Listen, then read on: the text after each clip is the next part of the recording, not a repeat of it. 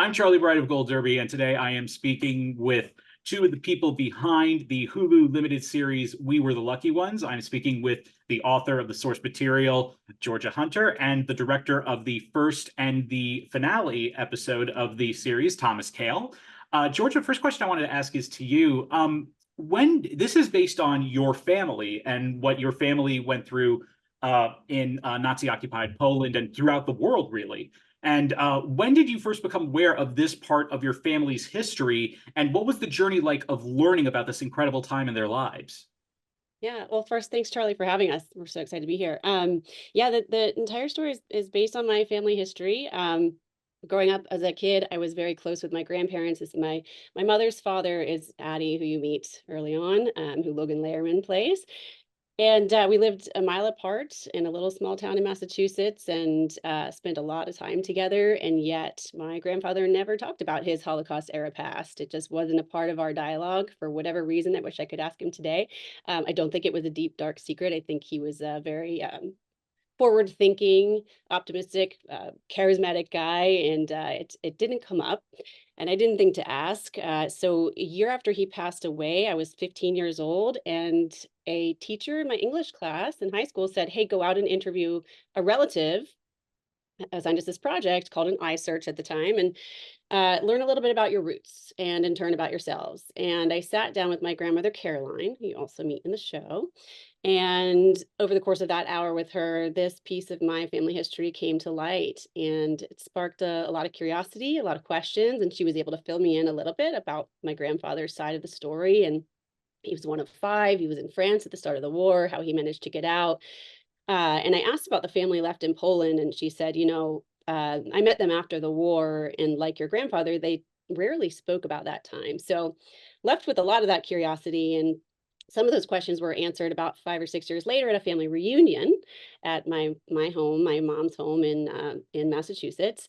And she's one of 10 first cousins on her father's side, and she invited them to come join us for this reunion. They all flew in from around the world: Israel, France, Brazil, across the states, and had a beautiful week together. And one night at that reunion, I found myself around a picnic table out back listening to stories about the Greater Courts family narrative. And they were stories that just blew my mind. I couldn't believe I was hearing them for the first time. I heard about babies born in Siberia and hikes over the Alps and escapes from the ghetto and false IDs and disguised circumcision. And they went on. And I remember sitting there thinking, someone needs to write these down. We actually have a video clip of my grandmother at that table saying, "Someone ought to write this down," in her sweet Southern accent.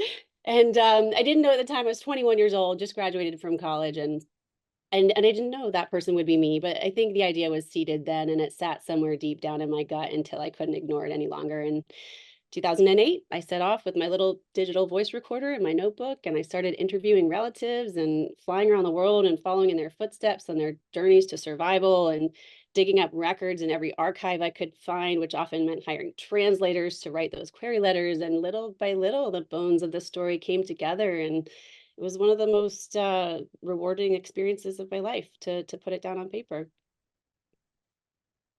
And Thomas, I want to ask you, how did you come in? How did you come to learn about this story, Georgia's story, and this material? Like most other show business stories, this one started at summer camp in Alderson, West Virginia in 1992. So I grew up in Northern Virginia, Woo! and you've heard of it. And I went to summer camp at a place called Camp Greenbrier in this little town in West Virginia. And I went there starting in 1988. And one of my friends there was this young kid from Richmond, Virginia. I think I was 15 and he was 13 at the time. And he and I became really good pals. And his name was Robert Farrenholt, and Robert ended up going to UVA. And when Robert was at UVA, he told me that he met somebody amazing that he had fallen in love with. And I said I would love to meet her next time I come down. And her name was Georgia Hunter. And so I knew Georgia. We met, we think, in 1999 or 2000, one of those years, probably 99. So Georgia and I have been friends for 25 years through my great pal Robert. And as Georgia was, deciding where she was going to go, where she was going to live. I would always, we'd check in, and I'd come find them, and she would tell me little, scraps of the story. Georgia's father, Tom Hunter, who was a wonderful actor and writer in his own right, was one of the first people when I was a kid, when I was 21 or 22, and I decided to start really investigating a life in whatever this is, call it entertainment, call it showbiz. And he was one of the first people that I knew that did it professionally, that talked to me about what it felt like, what it meant to be a working professional. And so that was a very meaningful thing to me. Georgia's mother also works in the arts and was really supportive of that. And then Georgia would just tell me about, hey, I'm going to go here, I'm going to go here. I got this story, I got this story. And then when the book came out in 2017, I'd read an advanced copy that Georgia had given me. We did a little reading at Barnes and Noble on the Upper West Side. As we like to say, there were 30 chairs filled by 28 of Georgia's relatives, somebody who was lost, and then we're not sure. And we did that on February 14th of 2017. And later that year, I started thinking about a transposition of this story. It was one that resonated with me. I'm a descendant of Jews from Poland and Russia, and it was a story because I think of the specificity, the detail that Georgia lent, to this novel that is based in deep research and fact. I started to see my own family, and I thought about the idea in this new limited series form, which was starting to become more popular. This is in 2018, and so I called Georgia at the top of 2018 and asked if she would want to partner and try to, find a path forward. And Erica Lopez, who was a dear pal of mine who had written a play that I directed a few years prior, felt like exactly the person. And I said, George, I don't want to say too much, but I'm just going to send Erica the book. And I sent Erica the book, and about 23 and a half hours later, Erica called back and said, yes, let's go. And that started our partnership. So Georgia, to you, were there any sections of your book that you were worried? Because it's also interesting that you played a role in also not just writing the book, but also adapting it to this. Were there any sections of your book that you were worried might not translate to being told, through like a visual medium like this? Yeah, it's a great question. I mean, when Tommy came to me and said, hey, pal, how would you like to partner up and try to do this together? It was such a dream come true to be able to do that and to work with obviously a longtime dear friend and someone who also happens to be brilliant and one of the best humans that I know. So I can't say worry was something I felt at all.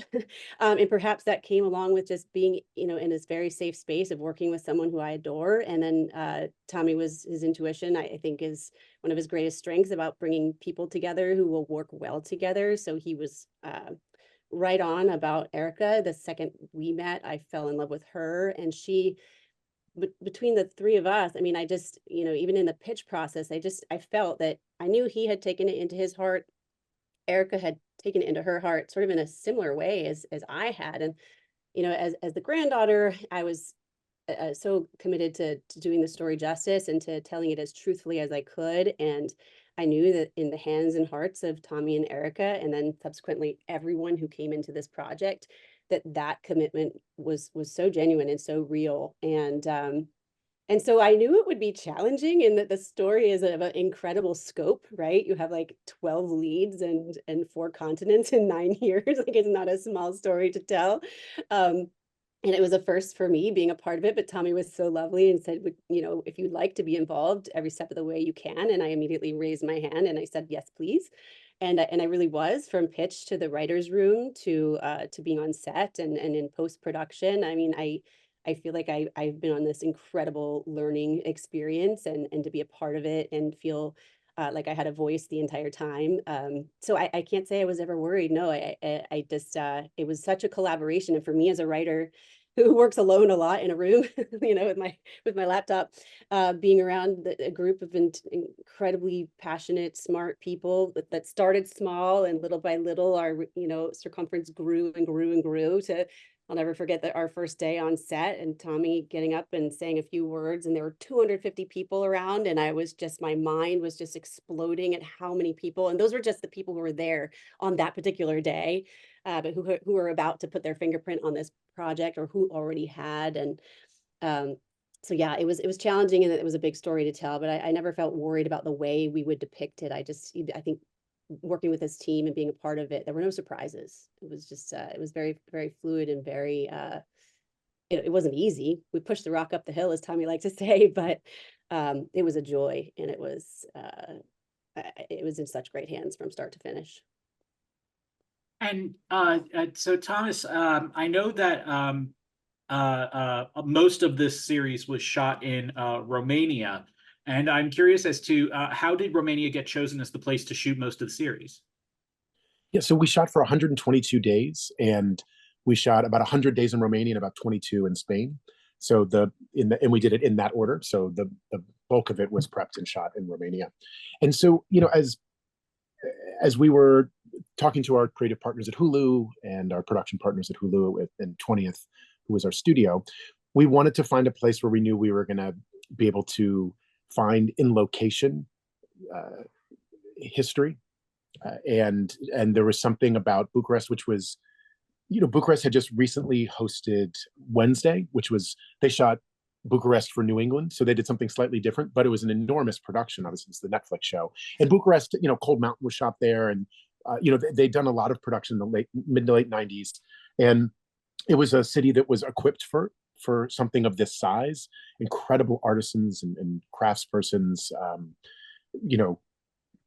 crew that knew their way around not only a film set but how to make things there. And it was something that, like, once it revealed itself, and our intrepid production designer James Merrifield went to scout it, he said, we can do this here. Like, it started to reveal itself. And we do a fair amount of work in our show on stage, but there's a lot of location in this show, and so we're really out in the world, and it felt like we could shoot Bucharest for Poland and a lot of the other places, and it was an incredibly warm embrace from the city and from the cast and the crew that we picked up when we were there. So I have an enormous fondness and respect for that time, and I think it was exactly where we needed to be, and it revealed itself quite quickly. Georgia, what was it like? One of the things that's been interesting to talk about with some of the cast members, because I've talked to Henry, Joey, and Robin, was hearing from them what it was like to have, the real life descendants see this being filmed. And I'm curious, from someone who is that family, what was it like to see your family members reacting to this whole story being told? Yeah, to me, I mean, no offense to anyone watching, but there's no more important audience in my heart than my family, and that was true for the book as well. To appreciate and to like it, I was so happy when they liked the book, and they were so supportive from the day that I said, hey, I'd like to fly around and interview you all and try to collect this story and piece it together into something cohesive. I was never met with anyone who said, no, I'm not willing to talk about that. So the support and the love from the very beginning from my family was what buoyed me. And they were so excited about the idea of this show. And then, you get into it, and no one really has any idea what it's like to make a show, right? So it was on me to kind of relay that. So I would come home and I would tell stories about what it was like to be on set and how surreal it was to see these incredible actors stepping into the shoes and hearts and minds of our relatives. And it was surreal for me, but then, like, my mom would come to set and I'd watch her watching Logan, and then my brain would explode all over again, because it's one step closer, right? One generation closer. And I had family come in from Israel and from France, and they were meeting their set parents for the first time. And I think one of the things that makes me quite a bit emotional, and that I'll never forget, is we all came together in Washington, D.C. for a screening at the U.S. Holocaust Museum. They invited us to donate some of our personal family artifacts to keep on permanent collection there. And out of kind of courtesy, I put the invitation out to family, if or I told them it was happening, in 32, I think, of them came from, again, all over the far corners of the world. And so not only was it incredibly special to be there together, but watching that first episode together in the audience, sitting with them, beside them, seeing it through their eyes, and then seeing the tears on their cheeks afterwards, watching them mingle with the cast afterwards, and hearing the refrain over and over again. It's so beautiful, but not just that, it's just how I imagined it. And that's how I felt on set. And to me, that's everything.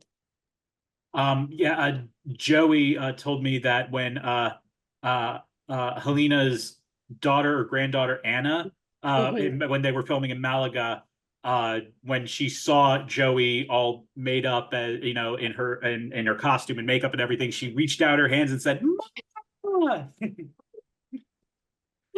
That's how it was. I mean, and I think they like text now, like they're like friend. It's just it's that part is quite surreal.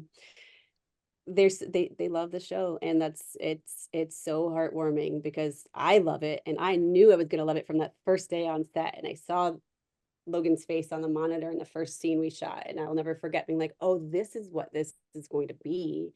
It's going to be stunning. And but so for them to react that way too, and to feel so close with their relatives. And I mean, I met cousins I'd never met in DC. Like that's how it's brought our family together. It's like this whole thing is just it's wild because it's so personal. And again, and even with Tommy, it goes back. It's like way back, and yet here we are, and the finale out now for the world to see. It's very surreal. And Thomas, obviously, this is a story that takes place amidst the Holocaust, which is one of the most, one of, if not one of the most horrific events in world history. And filming something like that obviously presents a lot of challenges, both logistically and emotionally, I'm guessing as well. And I'm curious as to what was the most challenging scene or scenes to shoot for this? I worked as all directors do on television, as many directors do. Let me rephrase. With a team of directors. So Nyasa Hardiman and Amit Gupta were the other two directors, and Amit did episodes 2, 3, and 6, and Nyasa did the others. And so, I produced the series and directed the first and the last. And the first and the last have very different content, just in terms of what the family's experiencing, than some of those other episodes. But what I know we tried to do, because we really tried to function as a team, and we were all having the same conversation and trying to make the same show with the same language, and that's what my job was, to find the group, put everybody together with Erica and Georgia, set the course with that first episode, and then try to bring it home at the end. But what we wanted to make sure to do was to have as much open conversation as we could, and as much resource as we could, human resource around, to be there for our company. So, there's any number of scenes that come to mind. And then there's also the scenes that you don't think are going to move you in a certain way, or not going to impact you, and something else takes over. And so we wanted to make sure that was consistent throughout, that whatever the company and crew needed was provided. And so that's just something we were really intentional about with our partners in Bucharest, as well as our studio and our network back in the States, because the nature of this material is something that's, again, you see something on the page and think, oh, it's going to be this moment, and you get to that moment and you move through that moment, and it's something on the other side of it, or in that other scene, or that thing that can really land in a way that has a particular vibration. And so we just wanted to be there to make sure to hold space for that, and to have a container around our entire environment, that could allow us to process and release as best we could, and as well as after we ended up